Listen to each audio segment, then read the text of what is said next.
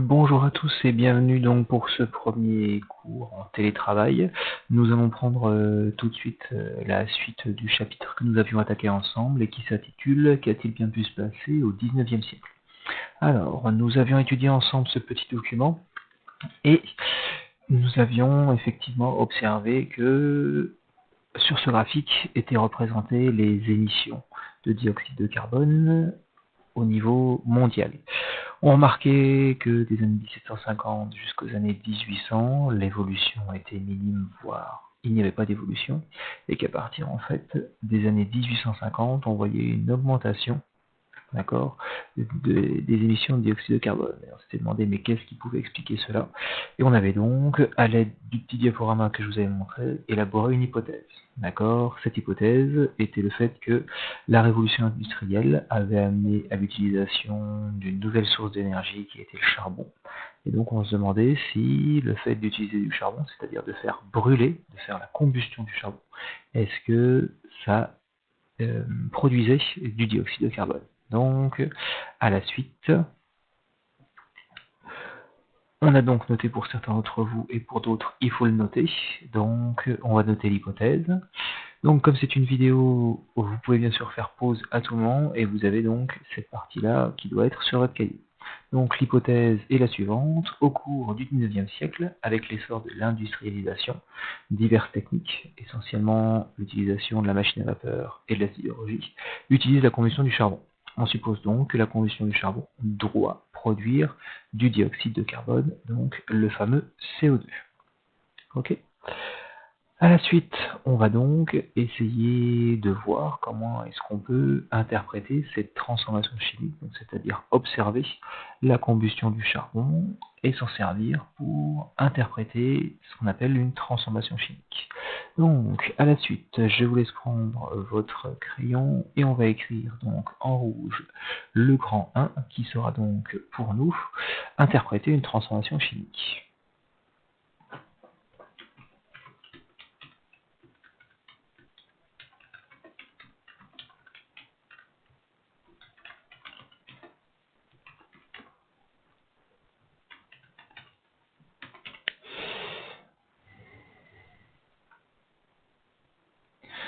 Ok, pour faire ça, on va commencer par une activité. Alors, on y va à la suite. Activité.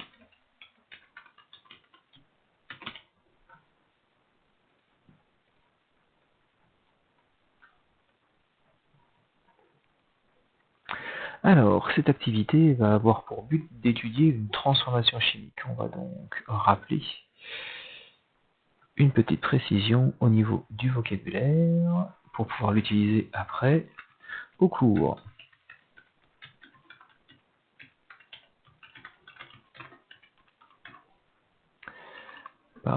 D'une transformation chimique, virgule, les réactifs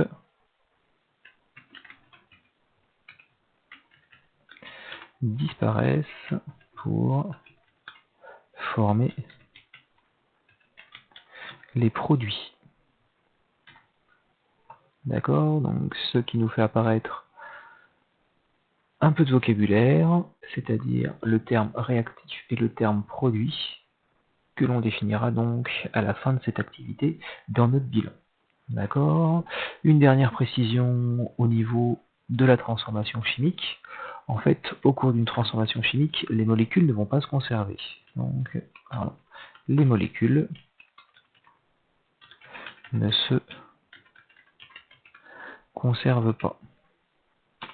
C'est-à-dire que si je vais réagir, par exemple, une molécule d'eau, à la fin de cette transformation chimique, je n'aurai plus la molécule d'eau. D'accord? Celle-ci ne va pas se conserver. Elle va, comme le nom l'indique, se transformer chimiquement. Par contre, on va essayer de répondre à la question suivante. Au cours de cette activité, donc, c'est mais que deviennent les atomes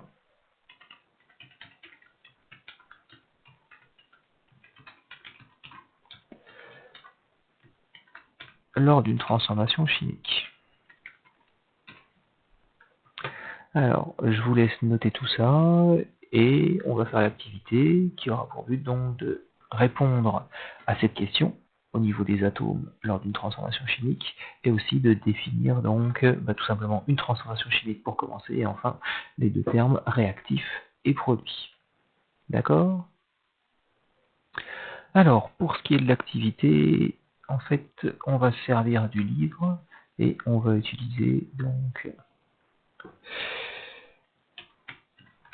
livre page 76. Donc, si vous avez votre livre, je vous laisse vous lire de votre livre pour avoir sous les yeux d'une manière plus simple l'activité. De toute façon, moi, je vais l'intégrer au cours, comme ça, elle sera accessible pour tout le monde.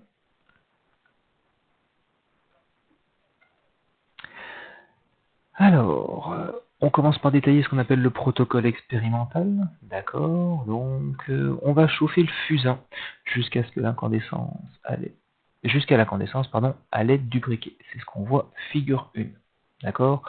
Un petit point de vocabulaire, le fusain c'est un corps essentiellement composé d'atomes de carbone. En fait c'est comme du charbon, c'est ce qu'on appelle du charbon de bois. Ensuite, on va placer le flacon dans du dioxygène. D'accord, ce qui va être la figure 2. On va attendre la fin de la combustion et on va voir ce qui se passe. Alors, la figure 2 est la suivante.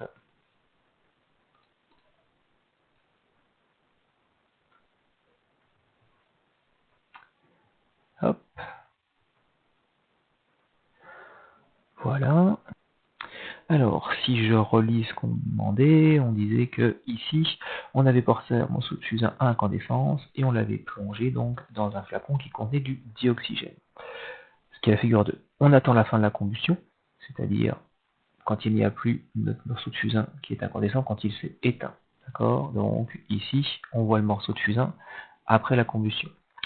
On nous dit après, lors du protocole expérimental, qu'on plonge une bûchette incandescente dans le flacon et on observe. Donc, hop, il est précisé que le fusain s'est consumé et que la bûchette incandescente s'éteint.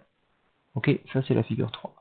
Ensuite, on verse un peu d'eau chaude dans le flacon, on agite et on observe. Donc ici, on nous précise que l'eau chaude se trouve. D'accord? À l'aide donc de ces observations et du protocole, on va donc maintenant répondre aux différentes questions de l'activité. Alors, au niveau de la première question, on nous demande de comparer le volume du fusain avant et après la combustion. Donc, avant la combustion, le morceau de fusain ressemble à ceci, et après la combustion, le morceau de fusain ressemble à cela. Donc, on a en plus une information qui nous dit ici que le fusain s'est consumé. D'accord. Donc nous, si on compare le volume du fusain avant et après la combustion, on peut dire que celui-ci a diminué. Donc on y va. Question 1. Je pense qu'il est inutile de recopier la question. Vous avez l'activité dans votre livre. Donc on précise juste sur le cahier à la suite que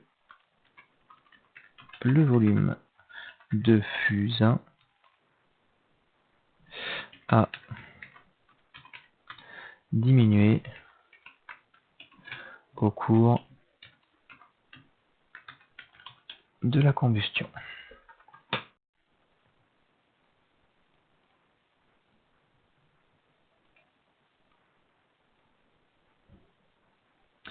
Ensuite, question 2. On nous demande est-ce que l'incandescence de la bûchette est-elle ravivée lorsque l'on l'introduit dans le flacon. Oui, bon, on va dire que c'est français. Alors, on y va. On regarde ici, c'est au niveau de la figure 3, et c'est bien précisé que non, la bûchette incandescente s'éteint. Alors, on y va. Question 2. L'incandescence de la bûchette ne s'est pas ravivée, virgule, la bûchette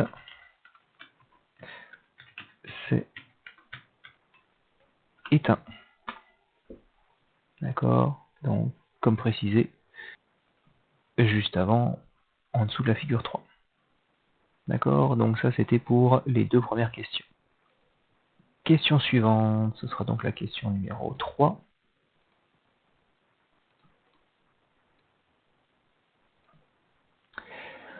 On nous dit, une fois la combustion terminée, le flacon contient-il encore du dioxygène? Justifie ta réponse. Je vous laisse réfléchir un petit peu. Le dioxygène, c'est un gaz. Le dioxygène était présent dans le flacon, ici, à l'origine. Et vous savez que pour tester la présence du dioxygène, on utilise une bûchette incandescente. Donc, si à la fin de la combustion, il restait du dioxygène dans le flacon, logiquement, ce test-là aurait dû être positif. C'est-à-dire que la bûchette n'aurait pas dû s'éteindre et que l'incandescence aurait dû se raviver et que la flamme aurait dû se rallumer. D'accord? Donc, comme on a précisé ici, question 2 au niveau de l'observation, que la bûchette ne s'était pas ravivée, en fait ce test-là servait à tester s'il restait du dioxygène à la fin de la combustion, bon, on peut préciser que non. Donc, une fois la combustion terminée, le flacon contient-il encore du dioxygène? Non. D'accord? Donc, on y va pour répondre. Non.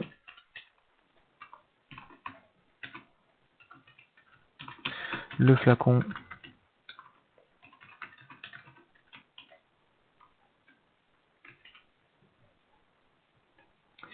ne contient plus de dioxygène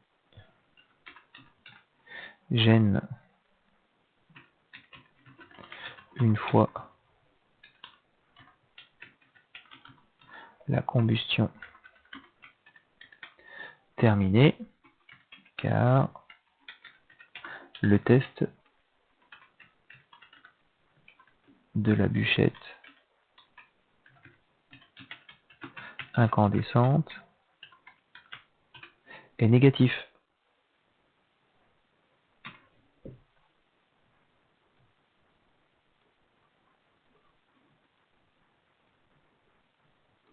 D'accord? Donc, à la fin de la combustion, d'après le test qu'on vient de faire, il n'y a plus de dioxygène. Ensuite, question suivante, question numéro 4. On nous demande quel corps est mis en évidence par le trouble de l'eau de chaux.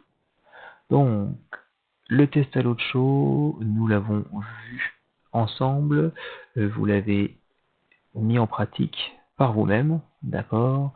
Et en feuilletant dans votre cahier, vous devez savoir maintenant que l'eau de chaux est le liquide révélateur de la présence d'un gaz qui s'appelle le dioxyde de carbone. D'accord? Donc, on y va pour préciser tout ceci à la suite. Petit 4. L'eau de chaux sert à révéler la présence de dioxyde de carbone. Ici, le trouble de l'eau de chaux met en évidence la présence du dioxyde de carbone.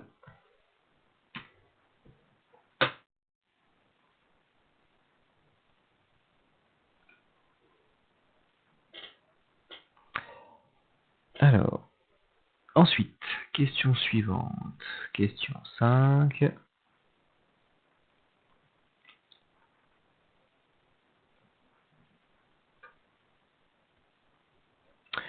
On nous demande pourquoi la combustion du carbone est-elle une transformation chimique? Quels sont les réactifs? Quel est le produit formé? Alors, une transformation chimique, on a déjà vu pour la plupart d'entre vous la définition ensemble, mais ça remonte à la 6e. D'accord? Donc, au tout début de notre chapitre, nous avons écrit sous l'activité une petite phrase, d'accord, qui nous définissait un petit peu une transformation chimique. On nous disait qu'au cours d'une transformation chimique, les réactifs disparaissent pour former des produits. Donc, au cours d'une transformation chimique, il doit y avoir disparition de ce qu'on appelle les réactifs et formation de ce qu'on appelle les produits. Donc, les réactifs sont tout simplement des espèces chimiques qui doivent disparaître, d'accord, Et les produits doivent, eux, être des espèces chimiques ou une espèce chimique qui va se former, qui va apparaître. Et lorsqu'on observe ce phénomène, disparition de composés chimiques et apparition de nouveaux composés chimiques, c'est ce qu'on va appeler une transformation chimique. Alors, on y va pour nous.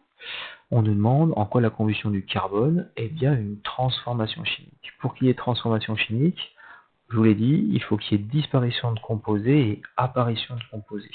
Donc, déjà, on pourrait se demander quels sont les composés qui disparaissent.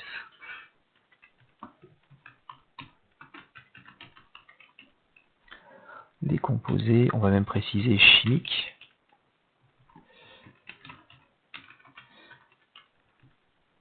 qui disparaissent au cours de la combustion.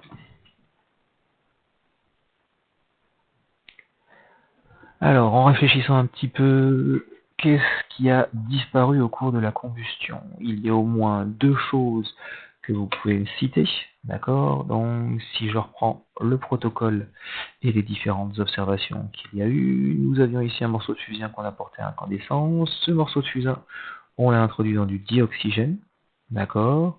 Et on a observé la combustion de ce morceau de fusain. À la fin, on a précisé que le volume du morceau de fusain avait diminué, d'accord?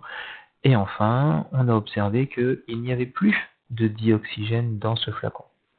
Conclusion, les deux composés qui ont disparu, c'est premièrement, ce qui est très visible, c'est le fusain, il s'est consumé, et deuxièmement, à l'intérieur de ce flacon, il était rempli de dioxygène. Maintenant, à la fin de la combustion, on a mis en évidence qu'il n'y avait plus de dioxygène. Voici donc déjà deux composés, et ce sont les deux composés donc qui ont disparu au cours de la combustion. Donc, quels sont les composés chimiques qui disparaissent au cours de la combustion? Eh bien, on peut préciser à la ligne. Ce sont le fusain et le dioxygène.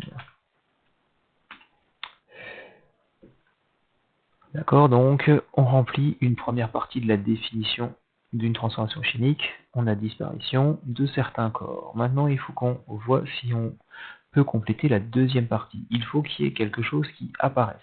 D'accord?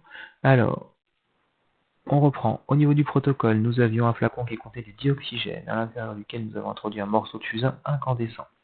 À la fin, le dioxygène a disparu et le morceau de fusain, lui aussi, a diminué de taille. Donc une partie du fusain a disparu. Par contre, on fait un test supplémentaire à la fin de la combustion, on met de l'eau de chaud. En versant de l'eau de chaud, on remarque qu'elle se trouble. On a vu que lorsque l'eau de chaud se troublait, c'est parce qu'il y avait présence de dioxyde de carbone. Or, ce dioxyde de carbone n'était pas présent au début de la réaction. Au début de la réaction, il y a juste du fusain et du dioxygène. D'accord? Je vais les surligner pour qu'on les voit bien. Donc, au début, c'est que du fusain et que du dioxygène. D'accord? Ces deux composés disparaissent. D'accord? L'un totalement, l'autre en partie. Et un nouveau composé apparaît. Donc, c'est du dioxyde de carbone. Alors, on y va pour compléter ça. On va préciser quel est le composé chimique qui apparaît au cours de la transformation. Et on va préciser que c'est le dioxyde de carbone. Donc, quel est le composé, on va préciser chimique, qui apparaît au cours de la combustion. Et donc, c'est du dioxyde de carbone. Alors, on va descendre et on va agrandir tout ça. À partir de là, est-ce que j'ai le droit de dire que la combustion du carbone est une transformation chimique? Bah oui. Oui, je peux dire que la combustion du carbone est une transformation chimique parce qu'il y a disparition du fusain et du dioxygène et que quand ils vont disparaître, ça va être pour former du dioxyde de carbone. Donc, on a bien justifié proprement notre réponse. Donc, on y va. La combustion du carbone est bien une transformation chimique, car du fusain et du dioxygène disparaissent pour former du dioxyde de carbone.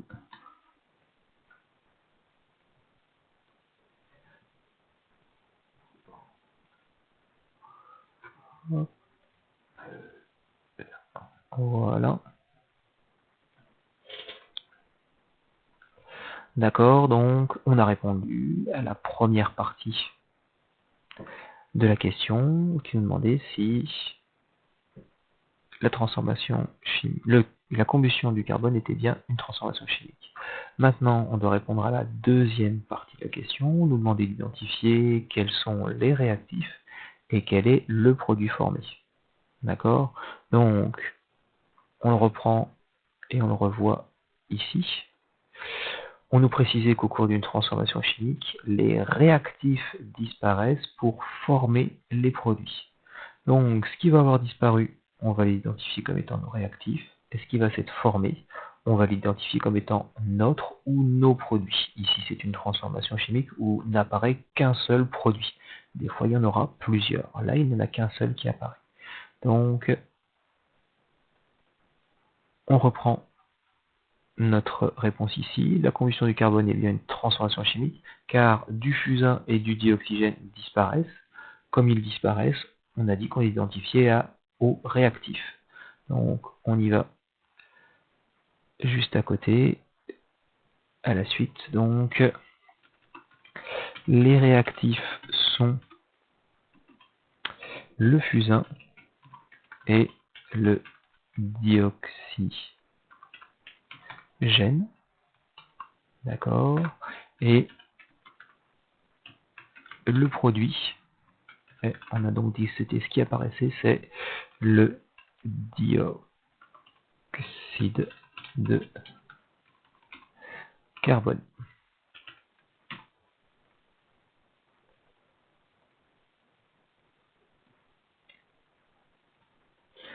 D'accord, donc pour certains d'entre vous, ça doit quand même rappeler quelques souvenirs. Nous avions vu ça en 6e pour la définition d'une transformation chimique. Au cours d'une transformation chimique, il y a forcément des espèces chimiques qui disparaissent et une nouvelle espèce chimique qui apparaît.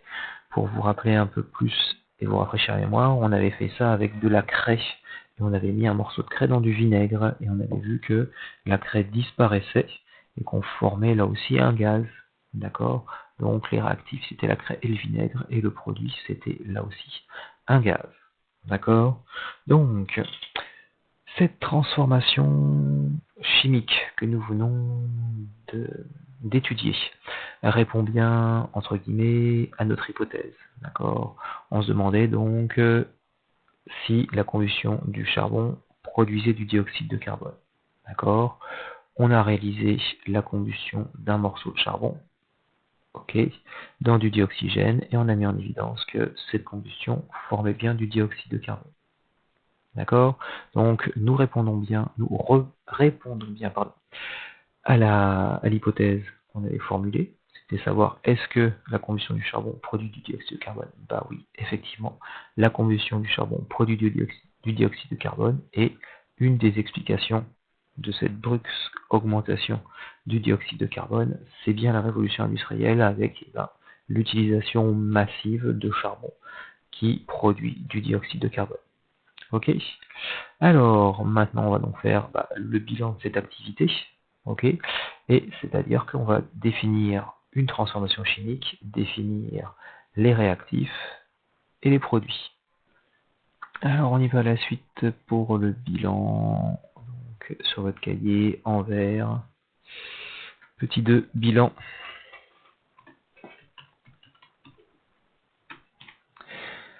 Alors, ce bilan va donc être l'occasion de donner des définitions, et on y va pour définition. Vous pouvez bien sûr noter toutes les définitions en rouge, il n'y a pas de souci. Moi, je les note en bleu et on soulignera, ou on notera en rouge les termes importants. Donc, on y va. On commence par définir une transformation chimique. Deux points. Donc, c'est une transformation au cours de laquelle des espèces chimiques disparaissent, entre parenthèses, les réactifs, et une ou des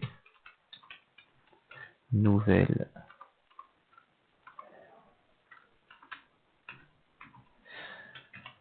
espèces chimiques apparaissent. Là, je vais mettre au pluriel parce que sinon, on ne pourra pas se relire. Donc, une transformation chimique, c'est une transformation au cours de laquelle des espèces chimiques disparaissent, c'est ce qu'on appelle les réactifs, et une ou des nouvelles espèces chimiques apparaissent, et c'est ce qu'on a appelé les produits.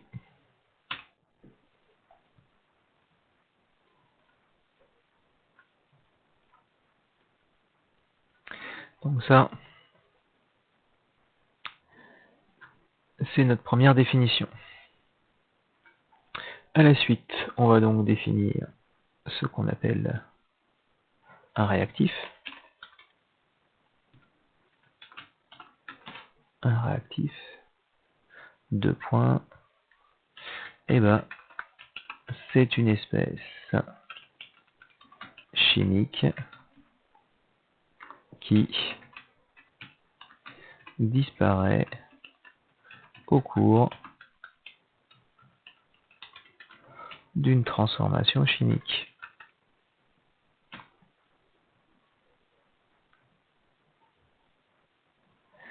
Et il va nous rester un produit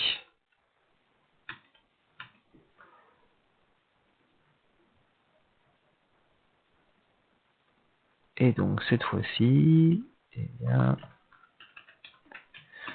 c'est une espèce chimique qui cette fois-ci ne disparaît pas mais qui apparaît ou se forme, apparaît au cours d'une transformation chimique.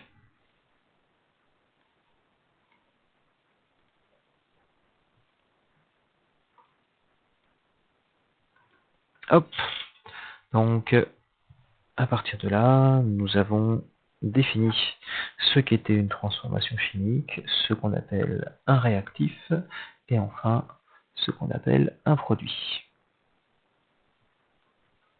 Alors, une fois qu'on a défini ce qu'était une transformation chimique, un réactif et un produit, il va falloir écrire ce qu'on appelle le bilan d'une transformation chimique. Donc, je sais qu'on est dans le bilan, mais il y a aussi en chimie ce qu'on appelle le bilan d'une transformation chimique. Donc, désolé pour un peu cette redite, mais je n'y peux rien. Alors, on y va. À la suite,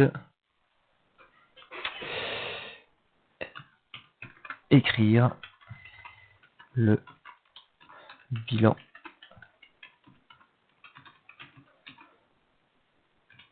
d'une transformation chimique.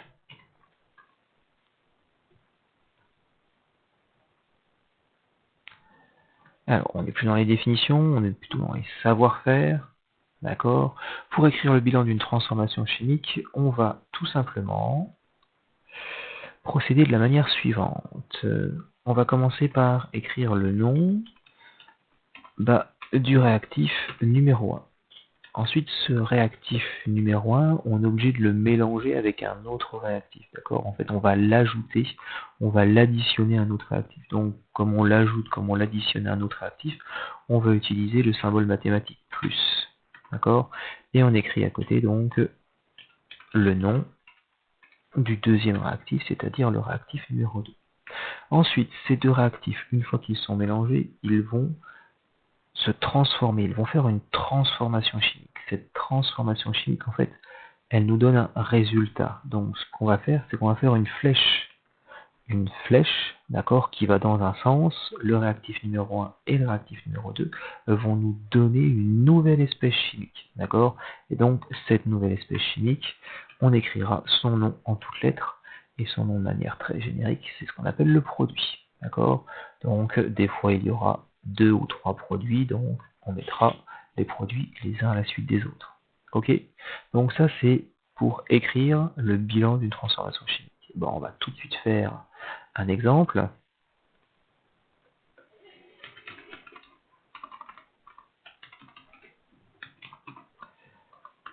D'accord. Et on va écrire le bilan de la combustion du fusain.